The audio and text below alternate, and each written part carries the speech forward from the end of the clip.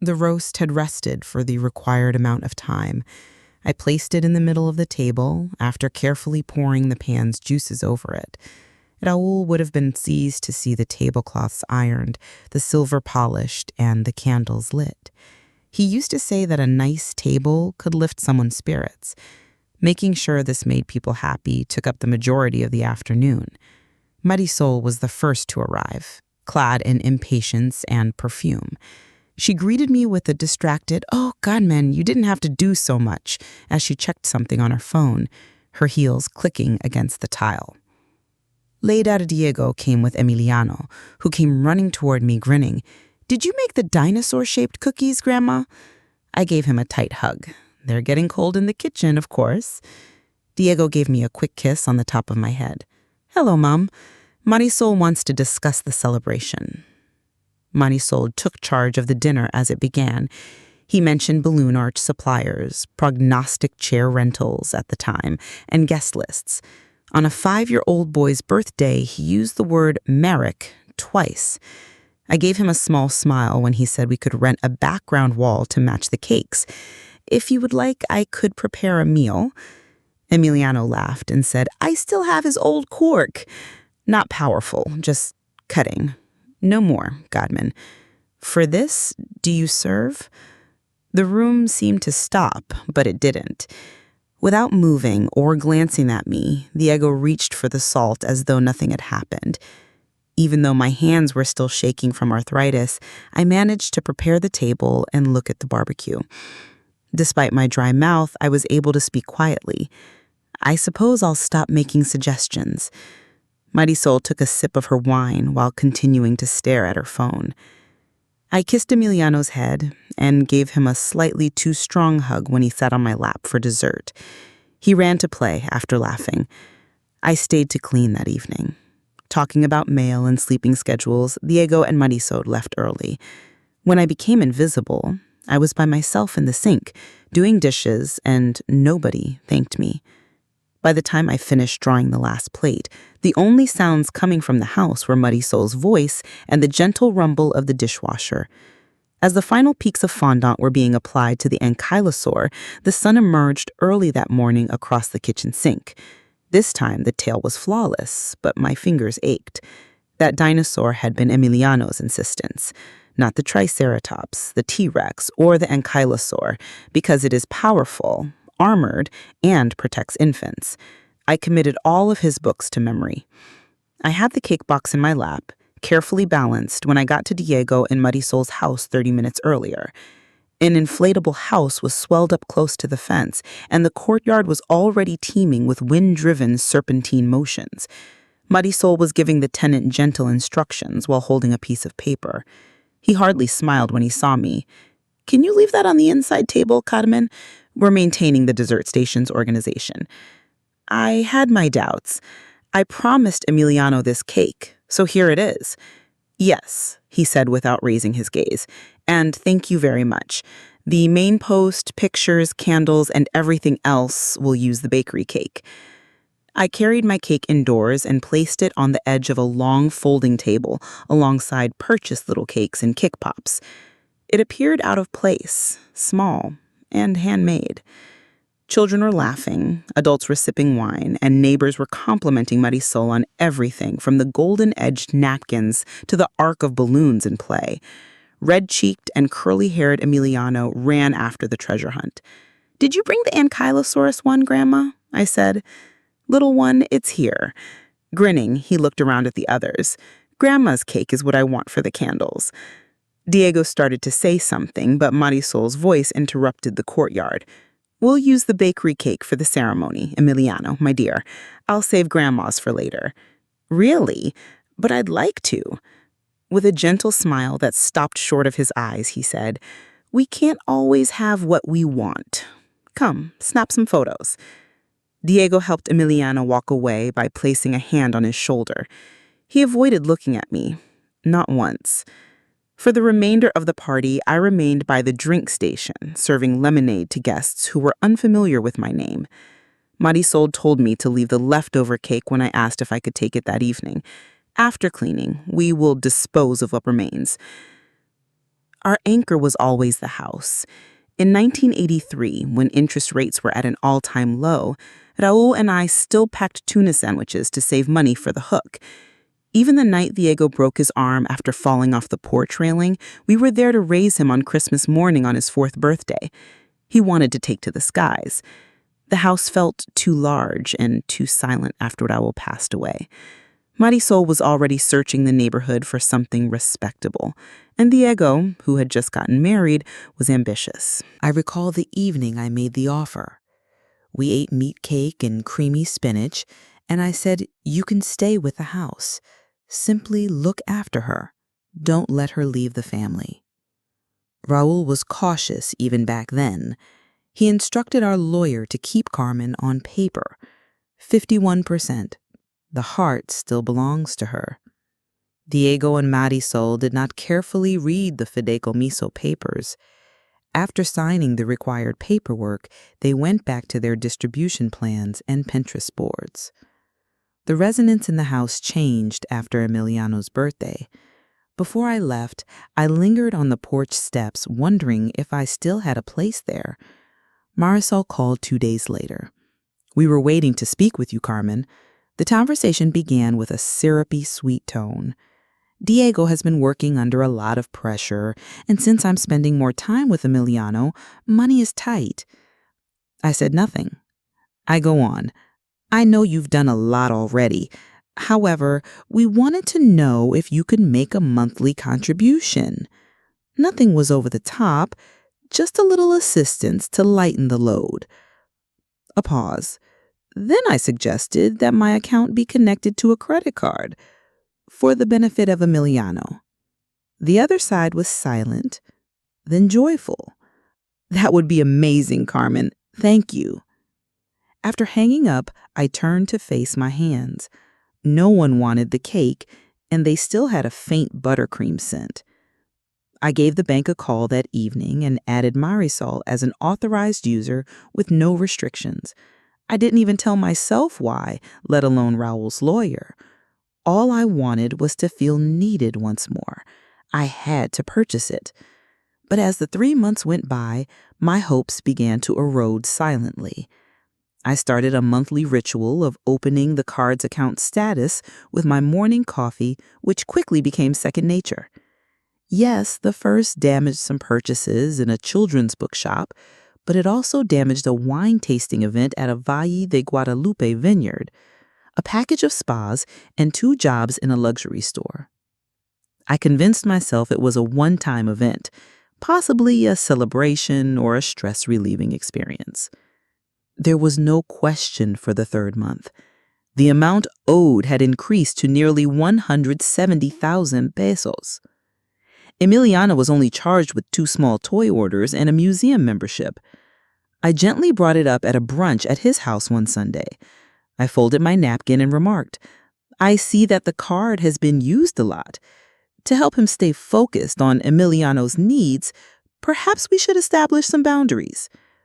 We wouldn't need to inquire if Marisol didn't hoard money that she would never use because she didn't raise her plate." Diego took his coffee out. "I apologize." He dropped the fork. "You have no expenses or debts, and you live alone in a 2-bedroom apartment. And if you hadn't insisted on writing, Diego could have sold that house years ago. We simply try to raise a child without drowning, but you have the money, Carmen." I carefully stated that I would assist Emiliano, but not to support his way of life. Diego gave me a look at last. Perhaps we simply require a little wiggle room. It's not about luxury. Things are costly. However, it is about respect and boundaries, as I mentioned earlier. Marisol laughed a wonderful laugh. "Boundaries? After 30 years of absence, you are unable to draw boundaries until it is convenient for you to show up with cookies and opinions?" I stood up. I don't know when I made the decision to go, but I had the bag in my hand and was already at the door. Diego didn't stop me. When I began the session that evening, I noticed that a boutique furniture store had another pending order of 24,000 pesos. The description was given by a velvet chaise lounge. I settled into my own slouching recliner, the one Raul and I had purchased used in 1987, and hit the cancel card button. When I walked in, it was nearly midnight. In the parterre, where Emiliano insisted on leaving it alone for emergencies, the spare key was still concealed behind the ceramic frog. I didn't want to wake Diego after a long shift, so I went in quietly like he was a baby. There was a faint scent of lavender and food. In the kitchen island, a forgotten tablet glowed, paused in an animated drawing. I heard faint footsteps upstairs, most likely those of Marisol, who always walked when her thoughts wandered. But no one descended. I filled the teapot. Like the water, I took my time. As if the silence was once again mine, I drank my tea while sitting in the studio where Raúl used to read the newspaper on Sundays. Then I picked up the phone and dialed Elias Morales, the lawyer who helped us with the fideicomiso and Raúl's friend. He answered the second bell even though it was late. "It's time," Elias said quietly. He didn't ask. He didn't. The papers were in circulation by daybreak. The little letter never by Doyce. The little letter never read by Diego or Marisol. The fact that the transfer of a shared residence was not the same as the transfer of property escaped their notice. Raúl insisted that I keep 51% of the title. He referred to it as a clause of protection. I nearly forgot it was there. The only thing that mattered now was that. I took a final, leisurely stroll through the rooms of the life I had created. I touched the wall where Emiliano's birthday table was hanging, the railing that Raúl had hand-sanded, and the curtain that Marisol always claimed didn't fit her style. The corridor's light went out above. They had fallen asleep. I wrote a short note and placed it next to the keys in the kitchen. Don't worry, they won't be left without a place to live. However, they will no longer have what was never theirs in the first place. Then, at dawn, when it was still dark, I grabbed my night bag, unlocked the main door, and left. When I got there at 5:45 a.m., the diner was nearly deserted, its windows gleaming like a relic from long ago. Already seated in the corner cabin, Margarita Ortiz had an open folder beside her coffee cup and her low reading glasses on her nose. She looked up and grinned, not in a nice or icy way, but with the assurance of someone who had waited long enough. He touched the folder and said, "I brought everything."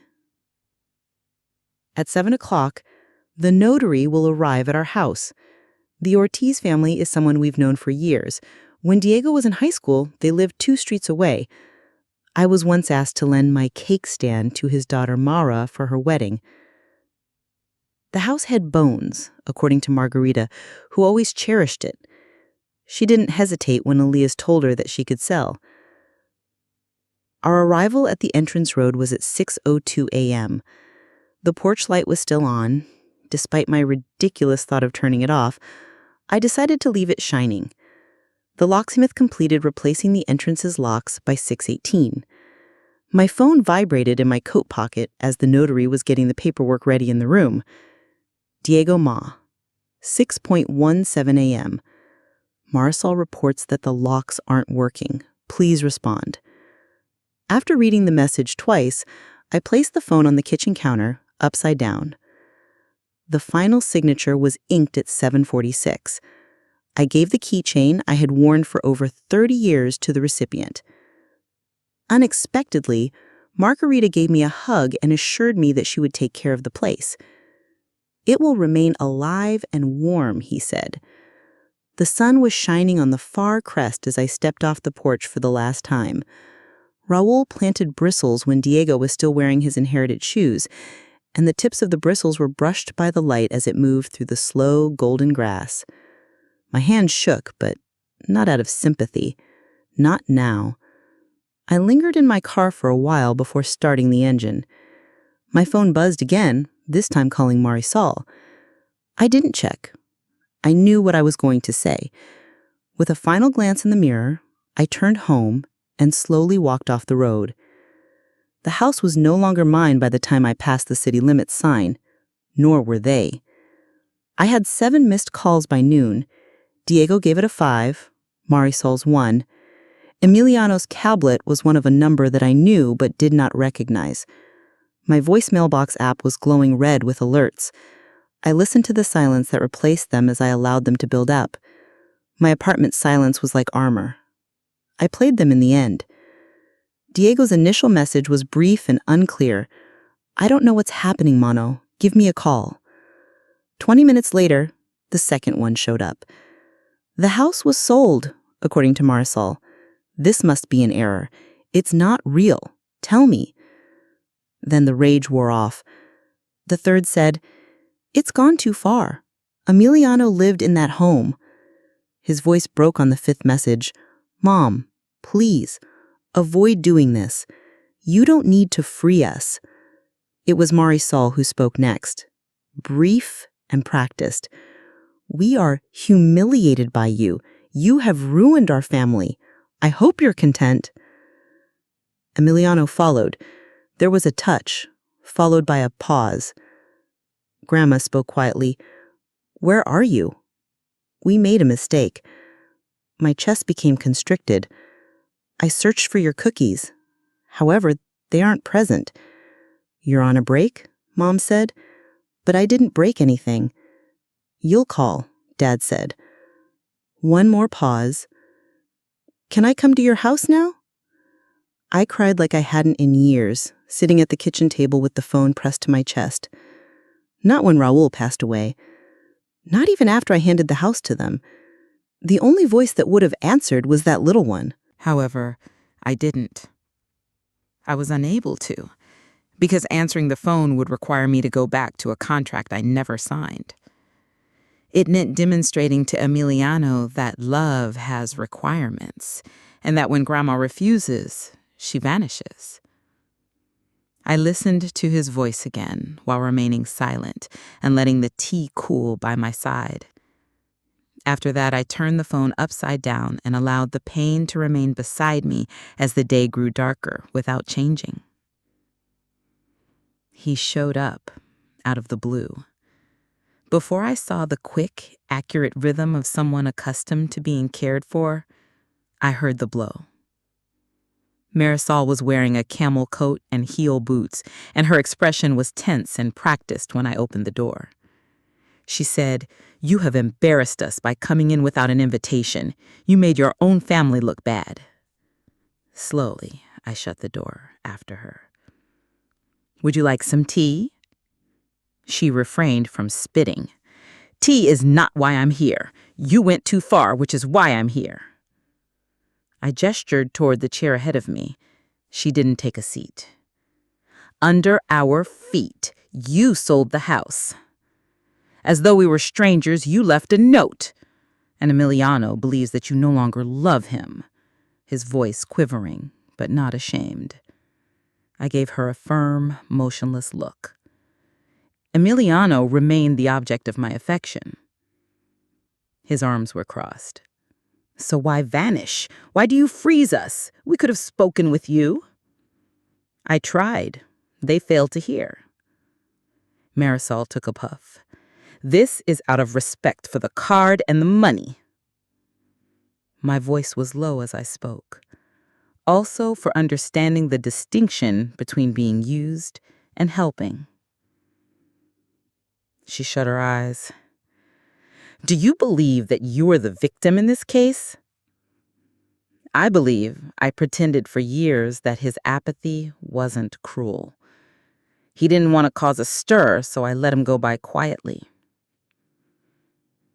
He turned and walked like a storm inside a glass bottle through the tiny room. "You didn't simply abandon us. You left Emiliano behind." I remained silent. I left the false impression that they cared. Emiliano still has my support. Always. Marisol halted her movement. She won't understand. I am aware. Her face softened for a moment. Then it solidified once more. "Diego requested civility from me. I assured him that it wouldn't matter." He went to the door without turning around. This is something you'll regret." "Perhaps," I said. "Not today, though." He stayed longer than she did, and his perfume left. I listened to the silence he left as I sat in my chair. There was no sense of victory. Not like a loss, though. It was Wednesday.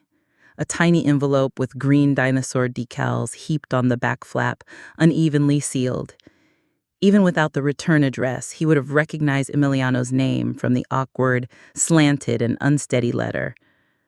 A sheet of folded notebook paper was inside. Above, he had written, "Dear Grandma, I miss you," in a quivering blue crayon.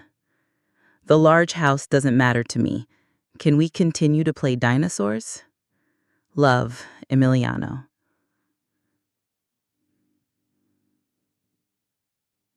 The words were accompanied by a drawing. A T-Rex grinning unevenly next to a stick figure wearing round glasses and gray hair. Me. I pressed the page to my chest.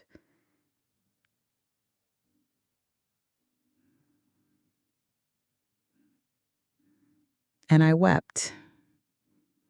Not because a wound had reopened, but rather because I had been freed after being imprisoned under a stone. He remembered. Marisol had made up a story, but he didn't care. He didn't request credit cards or cake toys. Just dinosaurs. Only time. I sat down at my desk and pulled out a fresh sheet of paper after I had finally calmed. Of the kind with delicate edges and a faint garden print on the corners. I wrote a brief letter. "You have no idea how much I miss you, Emiliano. Every day you're on my mind. We can continue to play dinosaurs, of course. I'll be your dinosaur friend forever."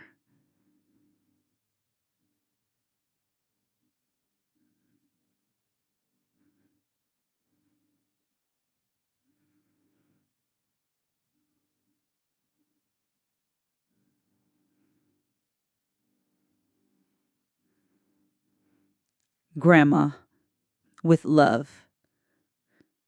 I drew his favorite dinosaur, a small ankylosaur in the corner, and added a sheet of dinosaur decals. His parents are not mentioned.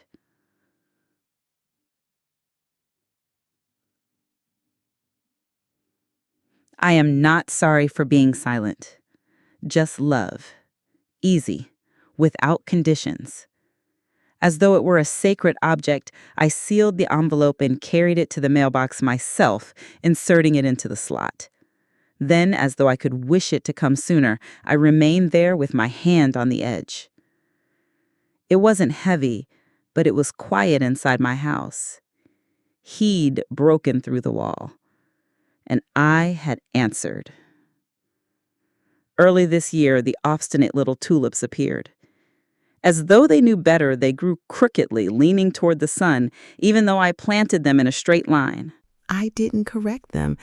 Perhaps they were aware. The little garden behind the apartment had become a part of my routine. I used the old stories of Raoul. The sleeves were longer than my wrists. The neck was too stiff. However, the smell of old stories was sufficient justification. As he pruned the rosemary, a young boy from the building next door went by. "Hello, Grandpa Carmen," he exclaimed, shakily holding a juice box. I returned his greeting with a smile. I also didn't correct him. I watched him run, knees, skinny Velcro shoes, all the future hesitating at every step to the children's park. A manila envelope with writing inside was found in the lower drawer of my desk. I didn't sell the house. That and the burden of being needed only for what I could provide were gone a long time ago. We wrote differently. Raoul taught Diego how to fish on a little plot of land in the north, close to the lake. It wasn't much, enough for a noise shelter or a cabin one day. Emiliano was its name. I wouldn't find out until I was 21. However, I would wait there. Not a reward for being good, not a benefit, simply love. After shutting the drawer, I went back to my garden. My back was warmed by the sun. A bee buzzed close, trailing along its course. Something like calm settled in the cracks of my hands as I leaned over to press my palms against the ground to start a weed. I provided a home for them. I gave myself the final say after they labeled me.